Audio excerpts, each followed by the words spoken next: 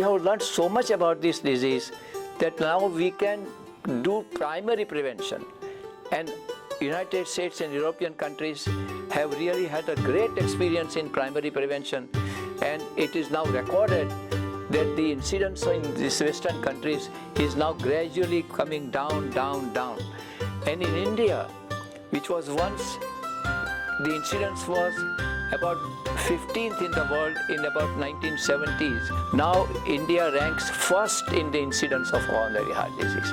So it is the crying need of the hour, the great need of the hour, that the Indian authorities or whatever, the media, the government, or anything that can help bring the awareness in the young people that they should take primary prevention as the important thing for preventing the heart attack.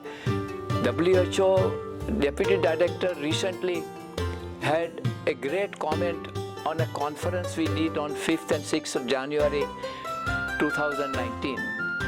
And this conference was attended by great luminaries. And they signed, after the end of the conference, they signed a pact. Actually, we made a pact that we should now concentrate on primary prevention. And the people who signed that pact were very, very important people from the world. Dr. Nissen, a very great scientist and who is involved in the research of coronary heart disease for more than 3.5 decades.